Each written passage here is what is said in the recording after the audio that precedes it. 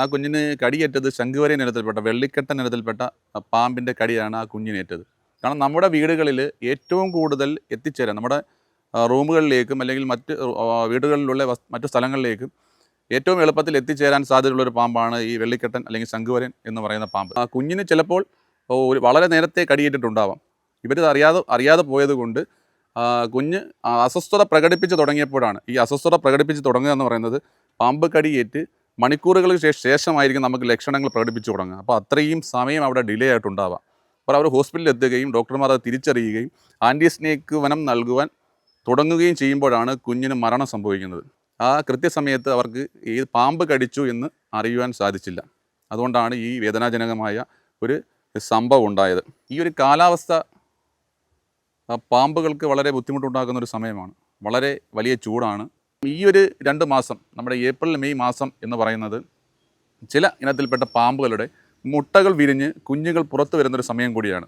അപ്പോൾ ഏകദേശം ഒരു പാമ്പിൻ്റെ മുട്ടകൾ എന്ന് പറയുന്നത് 10 മുതൽ 20 25 മുട്ടകൾ വരെ ഉണ്ടാവാം. അവർ മുട്ട വിരിഞ്ഞ് പുറത്തേക്ക് വരുന്ന സമയത്ത് അവർക്ക് തോന്നുന്ന സ്ഥലങ്ങളിലേക്ക് അവർ ഇഴഞ്ഞു പോവുക, അവർ ഫുഡ് കണ്ടെത്താൻ വേണ്ടി ശ്രമിക്കുക, അല്ലെങ്കിൽ സേഫായിട്ടിരിക്കാൻ പറ്റിയ സ്ഥലങ്ങളിലേക്ക് എത്തിച്ചേരുക എന്നത് മാത്രമായിരിക്കും അവരുടെ ഉള്ളിലുണ്ടാവുക. പ്രധാനമായും നമ്മൾ ശ്രദ്ധിക്കേണ്ടത് വീടുകളിലേക്ക് പാമ്പുകൾ എത്താതിരിക്കുവാൻ നമ്മുടെ വീടിൻ്റെ പരിസരം വൃത്തിയായി സൂക്ഷിക്കുക എന്നത് തന്നെയാണ്. നമ്മുടെ ഭക്ഷണ അവശിഷ്ടങ്ങളുടെ അതിൻ്റെ നിർമ്മാർജ്ജനം കൃത്യമായ രീതിയിൽ ഉറപ്പുവരുത്തുക. കുറച്ച് ദിവസങ്ങൾക്ക് മുമ്പ് നമ്മൾ വളരെ വേദനാജനകമായൊരു വാർത്ത കേൾക്കുകയുണ്ടായി. തൃശ്ശൂർ കോടാലിയിൽ ഒരു കുഞ്ഞ് പാമ്പിൻ്റെ കടിയേറ്റ് മരിച്ചു. അവിടെ നമ്മൾ പ്രധാനമായും ശ്രദ്ധിക്കേണ്ടത് ആ കുഞ്ഞിന് കടിയേറ്റത് ശംഖുവരയൻ ഇനത്തിൽപ്പെട്ട വെള്ളിക്കെട്ടൻ ഇനത്തിൽപ്പെട്ട പാമ്പിൻ്റെ കടിയാണ് ആ കുഞ്ഞിനേറ്റത്. കാരണം നമ്മുടെ വീടുകളിൽ ഏറ്റവും കൂടുതൽ എത്തിച്ചേരാൻ നമ്മുടെ റൂമുകളിലേക്കും അല്ലെങ്കിൽ മറ്റ് വീടുകളിലുള്ള മറ്റു സ്ഥലങ്ങളിലേക്കും ഏറ്റവും എളുപ്പത്തിൽ എത്തിച്ചേരാൻ സാധ്യതയുള്ളൊരു പാമ്പാണ് ഈ വെള്ളിക്കെട്ടൻ അല്ലെങ്കിൽ ശംഖുവരയൻ എന്ന് പറയുന്ന പാമ്പ്. ഇതിന് പ്രധാനപ്പെട്ട കാരണം ഇത്തരത്തിലുള്ള പാമ്പുകളുടെ പ്രധാന ഭക്ഷണമാണ് ഈ ചുവർപ്പാമ്പ്. എല്ലാ വീടുകളിലും ഈ ചുവർപ്പാമ്പുകൾ ഉണ്ടാവും. ചുവർപ്പാമ്പുകൾ ഈ പല്ലി അതുപോലെയുള്ള മറ്റ് ചെറിയ ചെറിയ ജീവികളെ ഭക്ഷിച്ച് ജീവിക്കുന്ന ചുവർപ്പാമ്പുകൾ നമ്മുടെ വീടുകളിൽ ഉണ്ടാവാം. അപ്പം ഈ ഇത്തരത്തിലുള്ള ചുവർപ്പാമ്പുകൾ ഈ ശംഖുവരയൻ ഇനത്തിൽപ്പെട്ട പാമ്പുകളുടെ ഭക്ഷണമാണ്. അപ്പോൾ അവന് ഭക്ഷണം അവൈലബിളാണ്. അതുപോലെ തന്നെ വളരെ സേഫായിട്ടിരിക്കാനുള്ളൊരു സ്ഥലമുണ്ടാവും, തണുപ്പുണ്ടാവും. ചിലപ്പോൾ നമ്മുടെ ബെഡ്റൂം ആയിരിക്കാം, നമ്മുടെ അടുക്കളയായിരിക്കാം, അല്ലെങ്കിൽ മറ്റ് ഹാളായിരിക്കാം. അപ്പോൾ ഇവിടെയെല്ലാം ഇവർക്ക് വളരെ സേഫായിട്ട് നമ്മുടെ ശ്രദ്ധ എത്താത്ത സ്ഥലങ്ങളിൽ പതുങ്ങിയിരുന്നുകൊണ്ട് അല്ലെങ്കിൽ മുട്ടയിട്ടുകൊണ്ട് കുഞ്ഞുങ്ങൾ വിരിഞ്ഞ് ഇറങ്ങി വരുവാൻ സാധ്യതയുള്ള സ്ഥലങ്ങളാണ്. അപ്പോൾ അത്തരത്തിലാണ് ഈ കഴിഞ്ഞ ദിവസം സംഭവിച്ചത്. കാരണം ഈ ശംഖുവരയൻ ഇനത്തിൽപ്പെട്ട പാമ്പിൻ്റെ ഒരു പ്രധാനപ്പെട്ട പ്രശ്നം എന്ന് പറയുന്നത് ഇത്തരം പാമ്പുകളുടെ പല്ലുകൾ വളരെ നേർത്ത പല്ലുകളാണ്. ഇതിൻ്റെ കടിയേറ്റ് കഴിഞ്ഞാൽ കൃത്യസമയത്ത് നമുക്ക് അറിയുവാൻ സാധിക്കില്ല. ആ ഒരു ടൈം ഡിലേ വളരെ പ്രധാനമാണ്.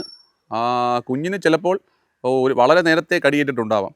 ഇവരിത് അറിയാതെ പോയതുകൊണ്ട് കുഞ്ഞ് അസ്വസ്ഥത പ്രകടിപ്പിച്ച് തുടങ്ങിയപ്പോഴാണ് ഈ അസ്വസ്ഥത പ്രകടിപ്പിച്ച് തുടങ്ങുക എന്ന് പറയുന്നത് പാമ്പ് കടിയേറ്റ് മണിക്കൂറുകൾക്ക് ശേഷമായിരിക്കും നമുക്ക് ലക്ഷണങ്ങൾ പ്രകടിപ്പിച്ചു തുടങ്ങുക. അപ്പോൾ അത്രയും സമയം അവിടെ ഡിലേ ആയിട്ടുണ്ടാവാം.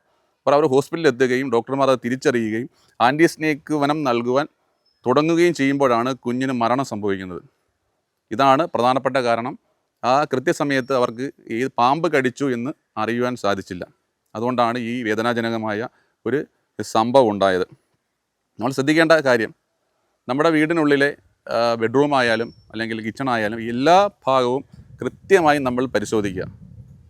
1-2 ദിവസങ്ങൾ കൂടുമ്പോൾ നമ്മൾ കിടക്കുന്നതിന് മുമ്പ് നമ്മുടെ കിടക്കയിലെ ബെഡ്ഷീറ്റ് ഉൾപ്പെടെ അല്ലെങ്കിൽ അലമാരിയിൽ വെച്ചിരിക്കുന്ന തുണികൾ ഉൾപ്പെടെ നമ്മുടെ അടുക്കളയിലെ ഗ്യാസ് സിലിണ്ടർ ഇരിക്കുന്ന ഭാഗം ഉൾപ്പെടെയുള്ള സ്ഥലങ്ങളിലൊക്കെ നമ്മൾ ഇടയ്ക്കിടയ്ക്ക് പരിശോധന നടത്തുക. അത് സുരക്ഷിതമാണോ എന്ന് ഉറപ്പ് വരുത്തിയാൽ ഇത്തരത്തിലുള്ള പാമ്പുകളുടെ ഈ ഒരു ബൈറ്റിൽ നിന്നൊക്കെ നമുക്ക് കുറച്ച് രക്ഷപ്പെടാൻ സാധിക്കും.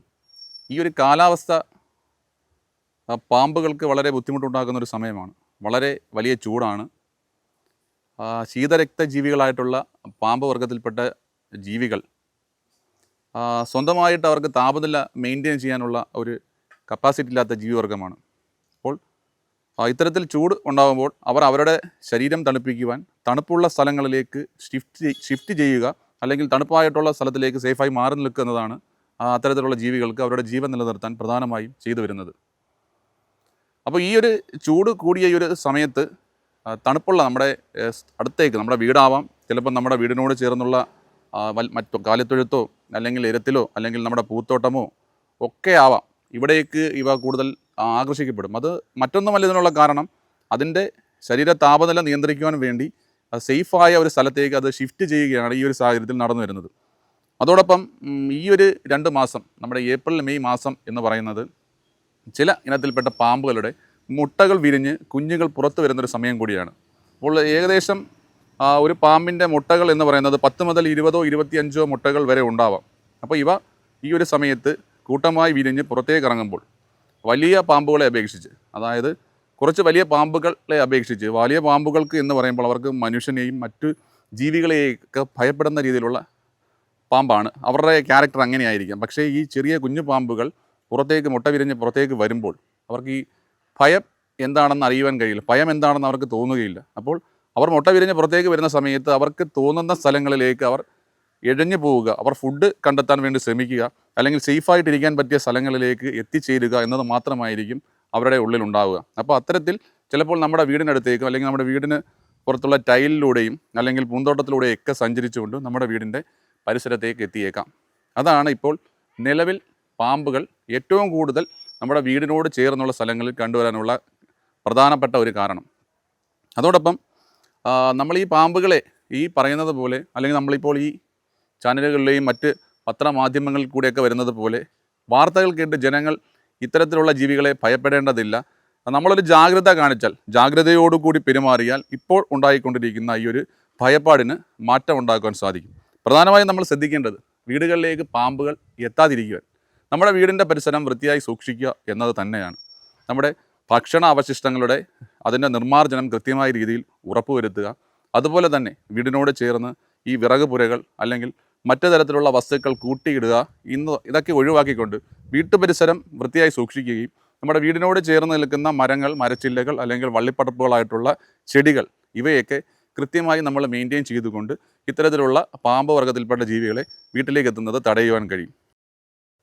നമ്മളിപ്പോൾ ശ്രദ്ധിക്കേണ്ട ഒരു കാര്യം, പാമ്പുകൾ നമ്മളുടെ വീട്ടിലേക്ക് എത്തുന്ന ആ ഒരു സാഹചര്യം ഇപ്പം മനസ്സിലാക്കിക്കൊണ്ട് നമ്മുടെ വീടിനുള്ളിൽ മുൻകരുതലായി എടുക്കേണ്ട കുറച്ച് കാര്യങ്ങളുണ്ട്.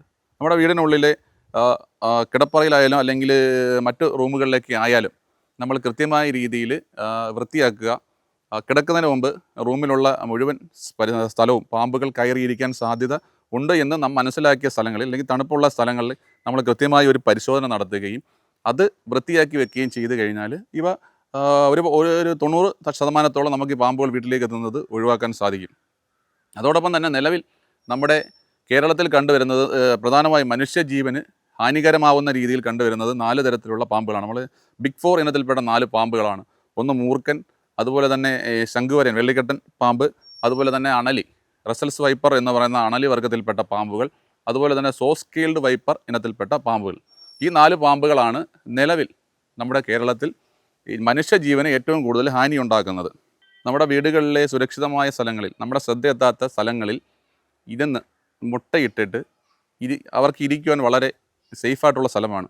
അപ്പോൾ അങ്ങനെ ഉണ്ടായതാവാം. കാരണം ഞാൻ നേരത്തെ പറയുകയുണ്ടായി, 10 മുതൽ 20 25 മുട്ടകൾ വരെ ഒരു സമയത്ത് ഇത്തരത്തിലുള്ള പാമ്പുകൾ ഇടാം. അപ്പോൾ ഇത്രയും മുട്ടകൾ ഒരുമിച്ച് വിരിഞ്ഞ് വരുന്നത് നമ്മൾ ഇരിക്കുന്ന ചിലപ്പോൾ നമ്മുടെ വീടിനുള്ളിലായിരിക്കാം, ചിലപ്പോൾ നമ്മളുടെ വീടിന് പുറത്തുള്ള ആ ഒരു പരിസരത്തോട് ചേർന്നായിരിക്കാം. അപ്പോൾ ഇത്രയും കുഞ്ഞുങ്ങൾ, ഈ 10 15 20 കുഞ്ഞുങ്ങൾ ഒരുമിച്ച് ഇറങ്ങി വരുമ്പോൾ നമ്മുടെ ശ്രദ്ധയിൽ ചിലപ്പോൾ 1 2 പാമ്പുകൾ ശ്രദ്ധയിൽപ്പെട്ടിട്ടുണ്ടാവാം. പക്ഷേ ബാക്കിയുള്ളവ ആ ഒരു പരിസരങ്ങളിൽ ഉണ്ടായിരിക്കാം. അപ്പോൾ അങ്ങനെയാവാം ഇവിടെയും സംഭവിച്ചത്. കാരണം അവിടെ മുട്ട വിരിഞ്ഞ് കുഞ്ഞുങ്ങൾ പുറത്ത് വരുന്നൊരു സാഹചര്യമുണ്ടായി. ആദ്യം 2 പാമ്പുകളെ കാണുകയുണ്ടായി. തുടർന്ന് നടത്തിയ പരിശോധനയിലാണ് ബാക്കിയുള്ള പാമ്പുകളെ കണ്ടെത്താൻ കഴിഞ്ഞത്. അതുകൊണ്ട് നമ്മൾ കൃത്യമായും നമ്മുടെ വീട്ടിലൊരു പാമ്പിനെ, ചെറിയ പാമ്പുകളെ കണ്ടു കഴിഞ്ഞാൽ നമ്മൾ മുഴുവൻ വീടിനുള്ളിൽ ഒന്ന് പരിശോധന നടത്തുന്നതോ അല്ലെങ്കിൽ നമ്മുടെ സർപ്പ ആപ്പിലൂടെയോ അല്ലെങ്കിൽ വനം വകുപ്പിലോ അറിയിച്ചുകൊണ്ട് വീടിനുള്ളിൽ ഒരു പരിശോധന നടത്തുന്നത് വളരെ ഗുണകരമായിരിക്കും. ഈ പാമ്പിനെ കാണുന്ന വീടുകളിലേക്ക് സർപ്പ ആപ്പ് ത്രൂ നമ്മൾ രജിസ്റ്റർ ചെയ്താൽ നമ്മൾ സർപ്പയുടെ ആൾക്കാർ വന്ന് പരിശോധിക്കുമോ? ഉറപ്പായിട്ടും.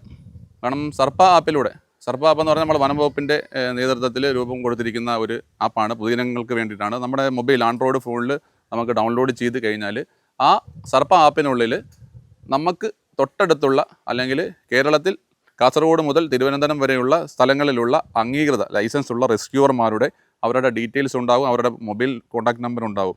അപ്പോൾ നമ്മൾ ആ ആപ്പ് ലോഗിൻ ചെയ്ത് നമ്മൾ ആ റെസ്ക്യൂവർ ലിസ്റ്റിലേക്ക് പോവുകയാണെങ്കിൽ തൊട്ട് നമ്മൾ നിൽക്കുന്ന ആ ഒരു ലൊക്കേഷൻ വെച്ച് ചെയ്തുകൊണ്ട് നമ്മുടെ അടുത്ത് ആരാണോ, ഏറ്റവും അടുത്തുള്ള റെസ്ക്യൂവർ ആരാണോ എന്നുള്ളൊരു ഓപ്ഷൻ അതിൽ നമുക്ക് കാണുവാൻ സാധിക്കും. നമ്മൾ അതിലൂടെ അവരെ കോൺടാക്റ്റ് ചെയ്ത് കഴിഞ്ഞാൽ മിനിറ്റുകൾക്കുള്ളിൽ അവർ സ്ഥലത്തെത്തുകയും അപകടകരമായ രീതിയിലാണെങ്കിൽ ആ പാമ്പിനെ അവിടെ നിന്ന് റെസ്ക്യൂ ചെയ്ത് കൊണ്ടുപോകും. അല്ലെങ്കിൽ നിങ്ങൾക്ക് ഏതെങ്കിലും തരത്തിലുള്ള സംശയത്തിലാണ് വിളിച്ചതെങ്കിൽ അവരവിടെ പരിശോധന നടത്തി അവിടെ പാമ്പുകളില്ല എന്ന് ഉറപ്പ് വരുത്തിയ ശേഷം നിങ്ങൾക്ക് സമാധാനത്തോടു കൂടി തുടർ പ്രവർത്തനങ്ങളിലേക്ക് പോകാവുന്നതാണ്.